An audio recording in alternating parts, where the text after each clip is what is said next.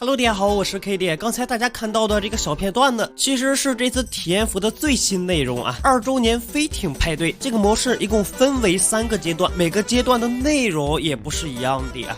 哦，对了，不光只有飞艇派对，还有哥斯拉模式。哥斯拉是真的大呀，看得我真的是有点窒息的感觉。这次更新的内容比较杂，咱们还是一点一点的来说吧。首先，2周年飞艇派对第2阶段，为什么直接开始从第2阶段开始说呢？因为第1阶段真的是很无聊啊，什么都没有，你可以理解为是一个雏形啊。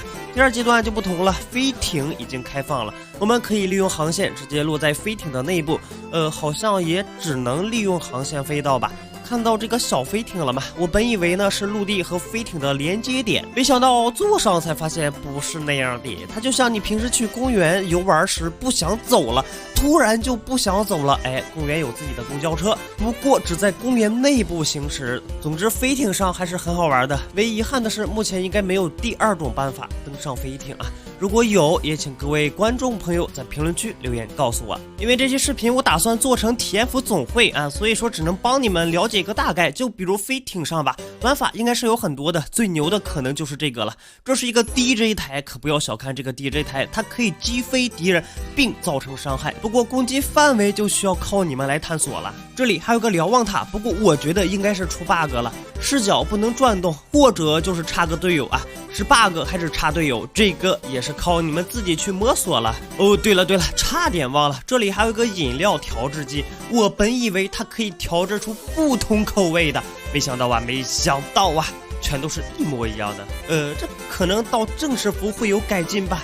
再来说一下第3阶段啊，按照正常逻辑来走，第1阶段是个雏形，第2阶段飞艇开放，不过不和陆地衔接。第3阶段飞艇开放，陆地的玩家可以利用其他方法来到飞艇上面，这应该就是正常逻辑。不过很尴尬的是，我的确在地图中找到了小飞艇，不过它所飞行的这个高度，这根本就上不去啊！而且我还发现了这个大飞艇也小了很多啊，不再像第2阶段那样了。再来介绍一下这个小飞艇，可以乘坐8人，而且还有一个加速模式。这个加速非比寻常了，不是单纯的加速，它还可以给自身加持一层防护罩。我就是利用这个加速成功卡到了飞艇的这该怎么说呢？飞艇的翅膀上吗？也算是成功了一半吧。飞艇的顶部是肯定上不去的呀。除了飞艇呢，地图还增添了新载具，是一辆老爷车，声浪也是很不错的。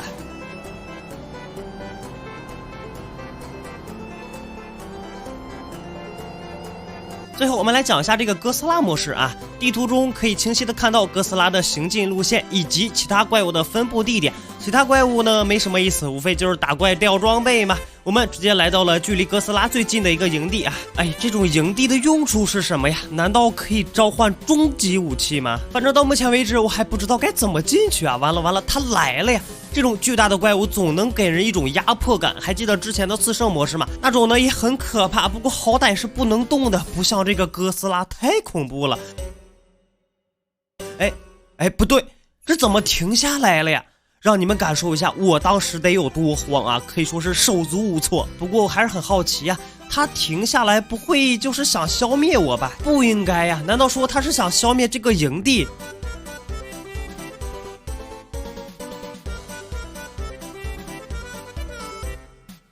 哇，他要动了，这一尾巴的威力应该是很大吧？咱们去看看。好像没什么变化呀，看样子他又要开始了。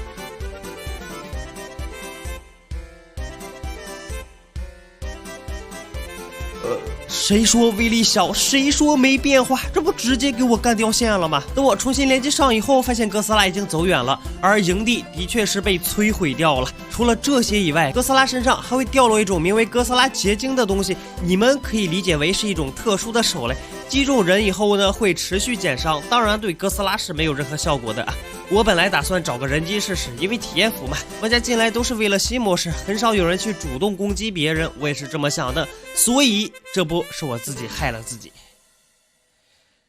喜欢别忘了点赞，咱们下期见。